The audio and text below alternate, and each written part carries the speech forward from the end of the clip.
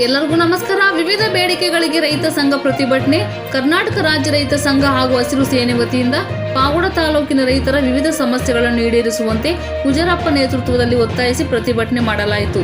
ಈ ಪ್ರತಿಭಟನೆಯಲ್ಲಿ ತಾಲೂಕು ರೈತ ಸಂಘದ ಅಧ್ಯಕ್ಷ ಪೂಜಾರಪ್ಪ ಮಾತನಾಡಿ, ಬೇಸ್ಕಾಂ ಇಲಾಖೆಯವರು 25,000 ರೂಗಳಿಗೆ ಹಿಂದಿನ ಸರ್ಕಾರ ಕಂಬ, ವೈರು, ಟ್ರಾನ್ಸ್ಫಾರ್ಮರ್ ಕೊಡುತ್ತಿದ್ದರು.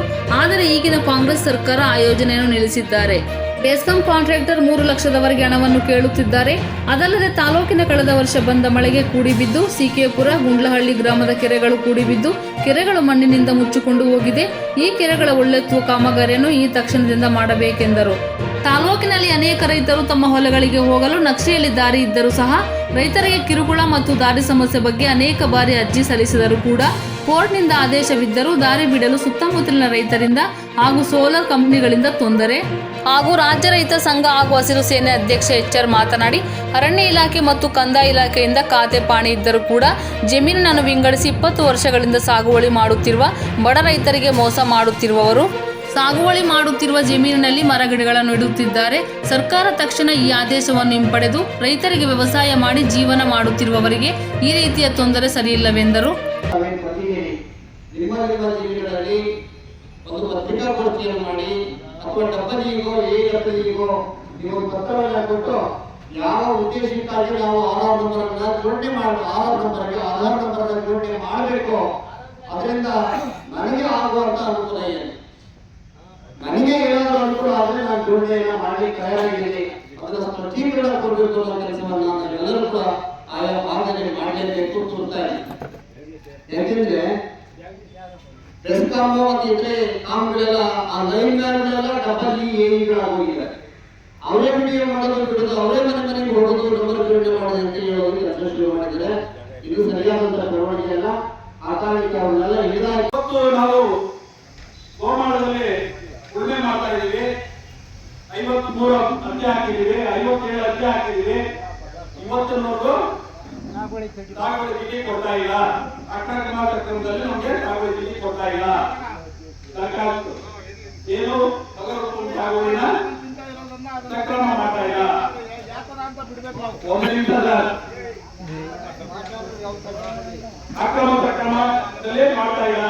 ಇಂತಹ ಸಮಯದಲ್ಲಿ ನಾವು ಪ್ರಶ್ನೆ ಮಾಡಬೇಕಾಗಿದೆ. ಯಾರಿಗೆ ನೀವು ಆಯ್ಕೆ ಮಾಡಿರುವಂತ ಜನಪ್ರತಿನಿಧಿಗಳನ್ನ ನೀವು ಆಯ್ಕೆ ಮಾಡಿರುವಂತವ್ರನ್ನ ಕೇಳಬೇಕಾಗಿದೆ. ಯಾಕೆ ಇನ್ನು ಸರ್ಕಾರ ಸ್ಪಂದಿಕೆ ಆಗಿಲ್ಲ? MLA ಜವಾಬ್ದಾರಿ ಅವರ ಅಧ್ಯಕ್ಷರಾಗಿರ್ತಾರೆ. ಯಾಕೆ ಕಂಪಿ ಆಗಿಲ್ಲ ಅಂದ್ರೆ ಅವ್ರಿಗೂ ಪ್ರಶ್ನೆ ಮಾಡಬೇಕು. ಪ್ರಶ್ನೆ ಮಾಡಿದ್ರೆ ಕಂಪಿ ಆಗುತ್ತೆ, 10 ಜನಕ್ಕೆ ಭೂಮಿ ಸಿಗ್ತದೆ. ಆ ಕೆಲಸ ನಿಮ್ಮ ಶಾಸಕರ ಮನೆ ಮುಂದೆ ಒಂದು ಧರಣಿ ಮಾಡಿ. ಎಲ್ಲ ಮತದಾರರೇ ಹಣದಲ್ಲೇ ಎಷ್ಟು ಸಾಧ್ಯ ಆಯಿತು ಅಷ್ಟು ನಾವು ಖರ್ಚು ಮಾಡಿ ಚುನಾವಣೆ ಮಾಡಬೇಕು. ಇದು ರೈತ ಸಂಘದ ಚುನಾವಣೆ. ಈಗ ಆ ಚುನಾವಣಾ ಪದ್ಧತಿ ನಾವು ಬರಬೇಕಾಗಿದೆ. ಇವತ್ತು ಚುನಾವಣೆ ಅಂದ್ರೆ ಒಂದು ವ್ಯಾಪಾರ, ಒಂದು ಉದ್ದಿಮೆ ಆಗೋಗಿದೆ. ಇವತ್ತು ಒಬ್ಬ MLA ಆಗ್ಬೇಕಾದ್ರೆ 20, 25, 30, 40 ಕೋಟಿ ಖರ್ಚು ಮಾಡ್ತಾನೆ. ಯಾಕೆ ಖರ್ಚು ಮಾಡ್ತಾನೆ ಅವನು? ಜನಸೇವೆ ಮಾಡಕ್ ಬರನೇ ಖರ್ಚು ಮಾಡಬೇಕು. ನಮ್ಮ ಚುನಾವಣೆಗೆ ನಾವು ಸರಾಯಿ ಎಣಿಸ್ತೀವಿ ಅಂದ್ರು. ಅವಾಗ ಸರಾಯಿ ಎಣಿಸೋದೆಲ್ಲ ಇತ್ತು. ನೀವು ಸರಾಯಿ ಎಣಿಸಿದ್ರೆ ನನಗೆ ಓಟ್ ಕೊಡಬೇಡಿ ಅಂತ ಪತ್ರಿಕೆ ಹೇಳಿಕೆ ಕೊಡ್ತೀನಿ ಅಂದೆ. ನೀವು ಜಾತಿ ಹೆಸರಲ್ಲಿ ಮತ ಕೇಳಿದ್ರೆ ಮತ ಕೊಡಬೇಡಿ ಅಂತ ಪತ್ರಿಕೆ ಹೇಳಿಕೆ ಕೊಡ್ತೀನಿ ಅಂದೆ. ರೈತ ಸಂಘ ಜಾತ್ಯತೀತ ಮನೋಭಾವನೆ ಒಳಗಡೆ ಕಟ್ಟಿರ್ತಕ್ಕಂಥ ರೈತ ಸಂಘ ಇದೆ. ಇವತ್ತು ರೈತ ಸಂಘಕ್ಕೆ ಜಾತಿ ಇಲ್ಲ. ಎರಡೇ ಜಾತಿ ನಾವು ಗುರುತಿಸ್ತಕ್ಕಂಥದ್ದು. ಯಾವ 2 ಜಾತಿ ಅಂದ್ರೆ, ಒಂದು ಕಷ್ಟಪಟ್ಟು ದುಡಿದು ಬೆವರು ಸುರಿಸ್ತಾರಲ್ಲ ಅದೊಂದು ಜಾತಿ, ಊಟ ಮಾಡಕ್ಕೆ ಕುತ್ಕೊಂಡು ಬೆವರು ಸುರಿಸ್ತಾರಲ್ಲ ಅದೊಂದು ಜಾತಿ.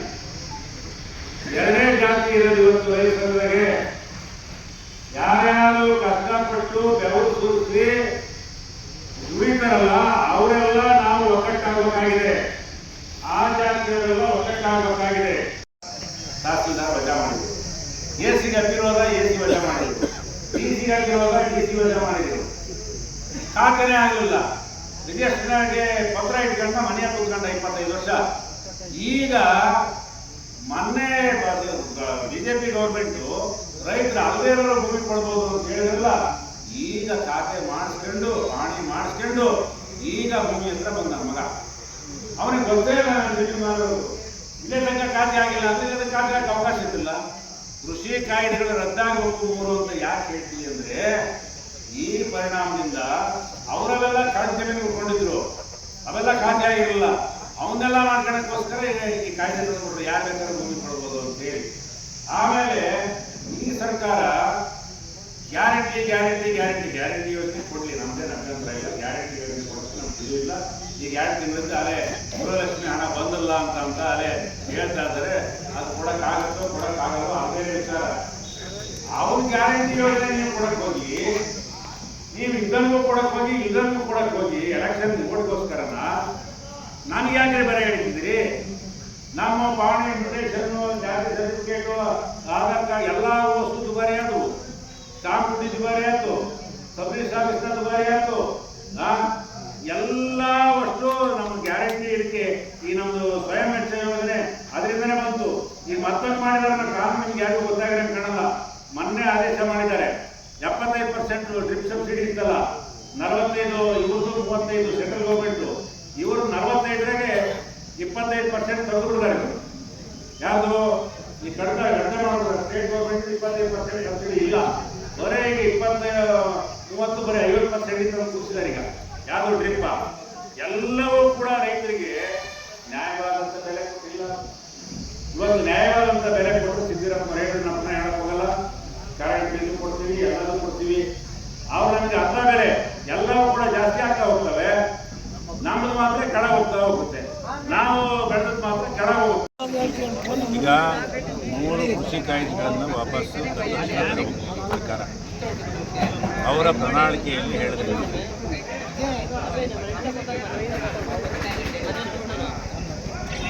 ಮೂರು ಕೃಷಿ ಕಾಯ್ದೆಗಳು ಮೊದಲು ಅವರು ಪ್ರಣಾಳಿಕೆಯಲ್ಲಿ ಏನು ಹೇಳಿದ್ರು ಅದೇ ರೀತಿ ವಾಪಸ್ ತಗೊಳ್ಬೇಕು. ವಿದ್ಯುತ್ ಶಕ್ತಿ ಖಾಸಗೀಕರಣ ಮಾಡಲ್ಲ ಅಂತ ಹೇಳಿದ್ರು, ಅದನ್ನು ಕೂಡ ಮಾಡಲ್ಲ ಅಂತೇಳಿ ರೆಗ್ಯುಲೇಷನ್ ಪಾಸ್ ಮಾಡಬೇಕು. ಆದರೆ ಇವರು ಆಧಾರ್ ಕಾರ್ಡ್ ಲಿಂಕ್ ಮಾಡೋದು, ಆಮೇಲೆ ಸ್ವಯಂ ವೆಚ್ಚ ಯೋಜನೆ ತರೋದು. ಇವತ್ತು ಸ್ವಯಂ ವೆಚ್ಚ ಯೋಜನೆಯಿಂದ ಏನಾಗಿದೆ ಅಂದರೆ, ಸುಮಾರು ಒಬ್ಬ 2 ಎಕರೆ 3 ಎಕರೆ ಇರ್ತಕ್ಕಂಥ ರೈತ ಅವನೇನಾದ್ರು ಸಂಪರ್ಕ ತಗೋಬೇಕು ಅಂದರೆ 3 ಲಕ್ಷ ರೂಪಾಯಿ ಇವತ್ತು ಖರ್ಚು ಮಾಡೋಕ್ಕಾಗುತ್ತೆ. ಬರಗಾಲದಾಗ ಅದು ಮಾಡೋಕ್ಕೆ ಸಾಧ್ಯ ಇಲ್ಲ. ಹಿಂದಿನಂತಲೇ ಅಕ್ರಮ ಸಕ್ರಮದಲ್ಲಿ 22,000 ಏನು ಕಟ್ಕೊಂತಿದ್ರು, ಆ ರೀತಿ ಅವರಿಗೆ IP ಸೆಟ್ನಲ್ಲಿ ಕೊಡಬೇಕು. ಇದೆಲ್ಲ ಹುನ್ನಾರ ಏನು ಅಂದರೆ ಸ್ಮಾರ್ಟ್ ಮೀಟ್ರ್ ಹಾಕಿ ಪ್ರೀಪೇಯ್ಡು ಮೊಬೈಲ್ ಥರ ಮಾಡ್ತಕ್ಕಂಥ ಹುನ್ನಾರ ಇದೆ. ಅದು ನಿಜವಾಗ್ಲೂ ಕೂಡ ಶಾಸನ ಆಗುತ್ತೆ, ಅದನ್ನು ಮಾಡಬಾರ್ದು ಅಂತ. ಆಮೇಲೆ ಇವತ್ತು ಗ್ಯಾರಂಟಿ ಯೋಜನೆಗಳಿಗೆ ಸರ್ಕಾರ ರೈತರ ಮೇಲೆ ಹೊರೆ ಆಗ್ತಾಯಿದೆ. ಅವರು ಗ್ಯಾರಂಟಿ ಯೋಜನೆಗಳಿಗೆ ಸುಮಾರು ಎಲ್ಲ ನಮ್ಮ ಪಾಣಿ ಮ್ಯೂಟೇಷನ್ನು, ಆಧಾರ್ ಕಾರ್ಡಿಂದ ಹಿಡಿದು ಆಮೇಲೆ ಎಲ್ಲ ಜಾತಿ ಸರ್ಟಿಫಿಕೇಟು ಎಲ್ಲ ಸರ್ಟಿಫಿಕೇಟು ಕೂಡ ಸುಮಾರು ದರ ಜಾಸ್ತಿ ಮಾಡಿದರು. ಸರ್ವೆಗೆ, ರೆವೆನ್ಯೂ ಸ್ಕೆಚ್ಗೆ, ಅದ್ಬಸ್ಗೆ, ಕೋಡಿಗೆ ಎಲ್ಲದಕ್ಕೂ ಕೂಡ ಜಾಸ್ತಿ ಮಾಡಿದರು. ಸ್ಟಾಂಪ್ ಡ್ಯೂಟಿ ಜಾಸ್ತಿ ಮಾಡಿದರು. ವ್ಯಾಲ್ಯುವೇಷನ್, ಜಮೀನು ವ್ಯಾಲ್ಯುವೇಷನ್ ಜಾಸ್ತಿ ಮಾಡಿದರು. ಅವರು ಗ್ಯಾರಂಟಿ ಯೋಜನೆಗಳಿಗೆ ಒಂದು ಕಡೆ ಕೈ ಹಾಕೊಟ್ಟು ಇನ್ನೊಂದು ಕೈ ಕಸ್ಕೊಂತ ಇದ್ದಾರೆ. ಇದಕ್ಕಿಂತ ಹೆಚ್ಚಿಗೆ ಕಸ್ಕೊಳ್ಳೋ ಅಂಥ ಲೆಕ್ಕನ ಸರ್ಕಾರ ಮಾಡ್ತಾಯಿದೆ. ಅದು ನಿಲ್ಲಿಸ್ಬೇಕು. ಗ್ಯಾರಂಟಿ ಯೋಜನೆ ಕೊಡೋದ್ರ ಬಗ್ಗೆ ನಮ್ಮದೇನು ಅಭ್ಯಂತರ ಇಲ್ಲ. ಅದರ ಜೊತೆಗೆ ನಮ್ಮ ಮೇಲೆ ಹೊರೆ ಹಾಕ್ತಾ ಇದ್ದಾರೆ. ಯಾವುದೇ ಕಾರಣಕ್ಕೂ ಕೂಡ ಹೊರೆ ಹಾಕಬಾರ್ದು ಅಂತೇಳಿ ಸರ್ಕಾರ ಒತ್ತಾಯ ಮಾಡ್ತಾಯಿದ್ದೀವಿ. ಅದಾದಮೇಲೆ ಇದ್ರದ್ದು ವಾಲ್ಮೀಕಿ ನಿಗಮದ ಹಗರಣ 187 ಕೋಟಿ ಬ್ರಹ್ಮಾಂಡ ಭ್ರಷ್ಟಾಚಾರ.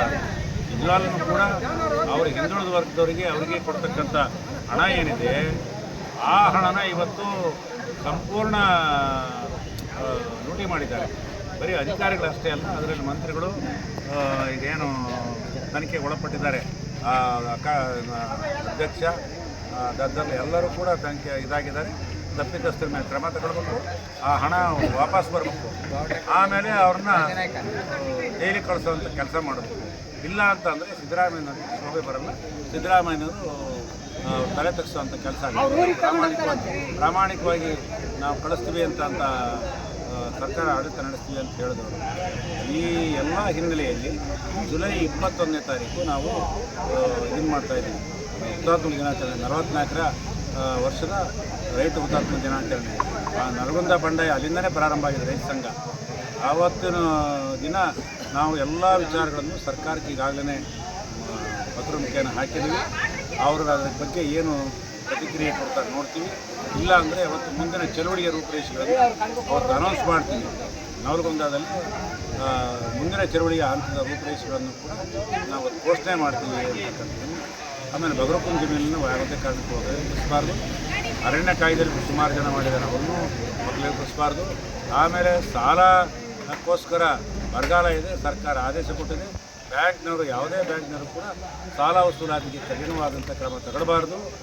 ಇವತ್ತು ಬಡವರ ಸಾಲ ಏನು ಬಡವರಿಗೆ ಬರ್ತಕ್ಕಂಥ ಸರ್ಕಾರ ಕೊಡ್ತಕ್ಕಂಥ ಭಾಗ್ಯಲಕ್ಷ್ಮಿ ಮತ್ತು ಬೇರೆ ಬೇರೆ ಇತರೆ ಸಾಲ ಇವನ್ನೆಲ್ಲ ಕೂಡ ಅವರು ಇದಕ್ಕೆ ತಗೊಳ್ತಾ ಇದ್ದಾರೆ. ಯಾರೋ ಸಂಪೂರ್ಣ ಜಮಾ ಮಾಡ್ಕೊಂತ ಸಾಲಕ್ಕೆ ಅದು ಮಾಡಬಾರ್ದು. ಬರಗಾಲದ ಹಣ ಸಂಪೂರ್ಣ ಕೊಡಬೇಕು. ಮತ್ತು ವಿಮೆ ಹಣನೂ ಕೂಡ ಭಾಳಷ್ಟು ಜನಕ್ಕೆ ಇನ್ನೂ ಮುಟ್ಟಿಲ್ಲ, ವಿಮೆ ಹಣನೂ ಕೊಡಬೇಕು. ಬೀಜದ ದರ ಏರಿಕೆ ಮಾಡಿದ್ದಾರೆ, ಬೀಜದ ದರನೂ ಕಡಿಮೆ ಮಾಡಬೇಕು. ಇವೆಲ್ಲ ಇನ್ನೂ ಸುಮಾರು ಹಲವಾರು ಬೇಡಿಕೆ ಇದ್ದಾವೆ, ಆ ಸಮಸ್ಯೆ ಇದ್ದಾವೆ. ಇವನ್ನೆಲ್ಲವೂ ಕೂಡ ಇಟ್ಕೊಂಡು ನಾವು 21ನೇ ತಾರೀಕು ಜುಲೈ ನವಲಗುಂದದಲ್ಲಿ ನಾವು ಮುಂದೆ ಏನು ಚಳವಳಿ ಮಾಡ್ತೀವಿ ಅಂತಕ್ಕಂಥ ಘೋಷಣೆ ಮಾಡ್ತೀವಿ.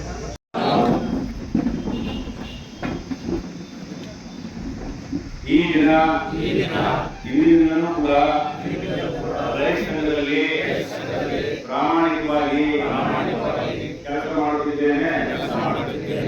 ನಾನು ಯಾವುದೇ ಆಸೆ ಆಕಾಂಕ್ಷೆಗಳಿಗೆ, ರಾಜಕೀಯ ಆಸೆ ಆಕಾಂಕ್ಷೆಗಳಿಗೆ ಅಭಿಷೇಕಕ್ಕೆ ಒಳಗಾಗದೆ ನನ್ನ ಜೀವಮಾನ ಇಡೀ ಹಳ್ಳಿಯ ಬಡವರ, ಕಾರ್ಮಿಕರ, ದಲಿತರಂತ ಜನರ ಅವರ ಸೇವೆಗೆ ನನ್ನ ಜೀವನವನ್ನು ಮುಡುಪಾಗಿಡುತ್ತೇನೆ ಎಂದು ಪ್ರಮಾಣ ಮಾಡುತ್ತಿದ್ದೇವೆ. ಈ ವೇಳೆ HR ಬಸವರಾಜಪ್ಪ, ಜಿಲ್ಲಾ ಪ್ರಧಾನ ಕಾರ್ಯದರ್ಶಿ ಯತೀಶ್ ಕುಮಾರ್, ಸಂಘಟನಾ ಕಾರ್ಯದರ್ಶಿ ರಾಮಂಜನೇಲು, ಗೋವಿಂದಪ್ಪ, ರಮೇಶ್, ಅರಸಿಕೆರೆ ಮಲ್ಲೇಶ್, ಪೂಜಾರ್ ಚಿತ್ತಯ್ಯ, ಶಿವು ಬ್ಯಾಡ್ನೂರ್ ಹಾಗೂ ಅನೇಕ ರೈತ ಸಂಘದ ಪದಾಧಿಕಾರಿಗಳಿದ್ದರು. ವರದಿ ಮಾರುತಿ MS ಮೀಡಿಯಾ.